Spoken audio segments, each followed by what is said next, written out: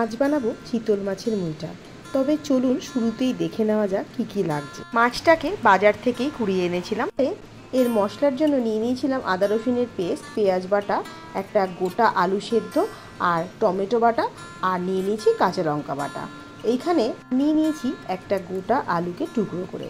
এবার একটা বাটির মধ্যে নিয়ে নিয়েছি কুড়িয়ে রাখা মাছটা আর একে একে মশলাগুলো যোগ করব। দিয়ে দিলাম 1.5 চামচ মতো আদা রসুনের পেস্ট, 3-4 চামচ মতো পেঁয়াজ বাটা।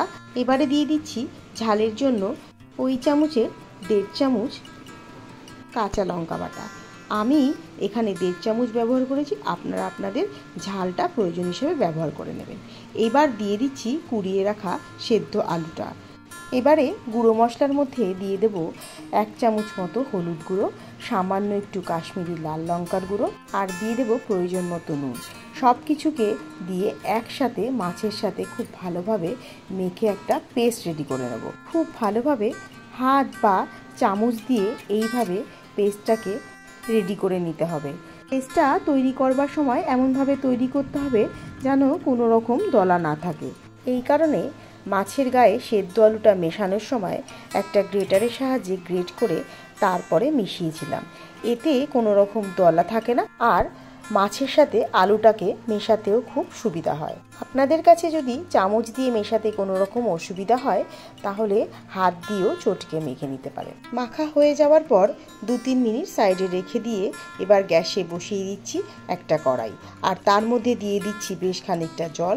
জলটাকে হাই ফ্লেমে ফুটতে দিতে হবে। জলটা যখন খুব ভালোভাবে টকবক করে ফুটে উঠবে তখন একে একে মুইঠাগুলোকে এইভাবে হাতের মধ্যে গোল করে নিয়ে মাছগুলোকে দিয়ে ফুটতে দিতে হবে।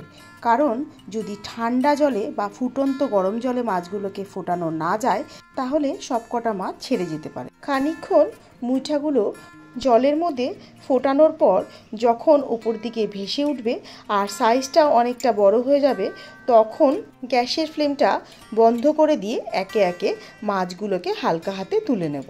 এরপর একটু ঠান্ডা করে নিয়ে মাছগুলোকে মাঝখান থেকে 2 টুকরো করে নিয়ে আবারও বেশ ভালোভাবে তেলের মধ্যে ভাজতে দেব।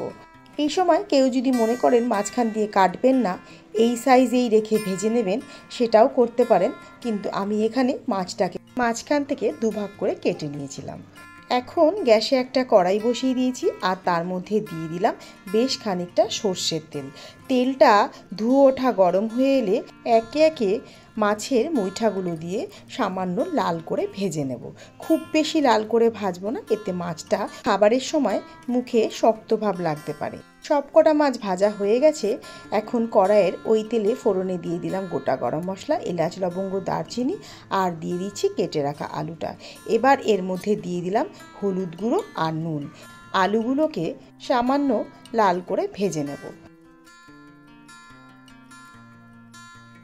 ওর মধ্যেই দিয়ে দিচ্ছি বেশ খানিকটা কুচনো পেঁয়াজ। এখানে মিডিয়াম সাইজের একটা পেঁয়াজ ব্যবহার করেছি। আলুটার সাথে একসাথে পেঁয়াজটাকেও 2-3 মিনিট একইভাবে ভেজে নেব।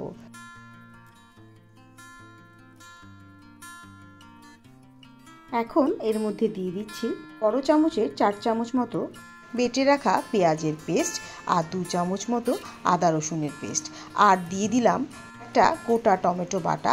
এবারে গুঁড়ো মশলার মধ্যে দিয়ে দিলাম 1 চামচ ধনে গুঁড়ো, 1/2 চামচ গরম মশলার গুঁড়ো, আর দিয়ে দিলাম কাশ্মীরি লঙ্কার গুঁড়ো 1 চামচ। এবার আবারও সব মশলাগুলোকে একসাথে তেলের মধ্যে বেশ ভালোভাবে খানিকক্ষণ কষতে দেব।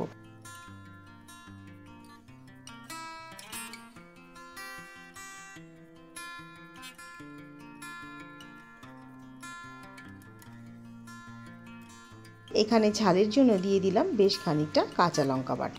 আবারও খানিকক্ষণ রান্না হতে দেব। এইরকমভাবে যতক্ষণে মশলাটা খুব ভালোভাবে কষে আসবে আর মশলার গায়ে থেকে একটা সুন্দর গন্ধ বেরিয়ে আসবে তখন তার মধ্যে দিয়ে দেব বেশ খানিকটা প্রয়োজন মতো জল। এবারে ঝোলের সাথে সব মশলাগুলোকে বেশ ভালোভাবে মিশিয়ে নিয়ে গ্যাসের ফ্লেমটা হাইতে দিয়ে যখন ঝোলটা একবার ফুটে উঠবে তারপর গ্যাসের ফ্লেমটা আবার লো টু মিডিয়ামে দিয়ে একটা ঢাকা চাপা দিয়ে আলুটাকে সেদ্ধ করে নিয়ে সবশেষে দিয়ে দেব ভেজে রাখা মাছের মুইঠাগুলো। এবার আবারও 2-1 মিনিট রান্না করে নিয়ে খুব বেশি নাড়াচাড়া না করে হালকা হাতে ঝোলের মধ্যে সব মাছগুলোকে মিশিয়ে নিয়ে ঝোলটাকে ফুটতে দেব। মাছগুলো দেওয়ার পর খুব বেশি ফোটাবো না, 1-2 মিনিট ফুটিয়েই নামিয়ে নেব।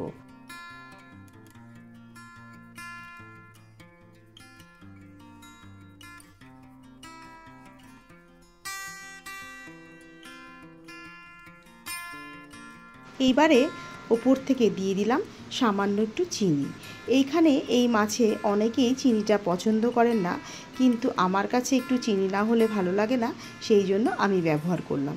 আপনাদের পছন্দ না হলে আপনারা ব্যবহার নাও করতে পারেন। চিনিটা দেওয়ার পর আবারও 1 মিনিট ফুটিয়ে নিয়ে গ্যাসের ফ্লেমটা বন্ধ করে এইবার নামিয়ে নেব।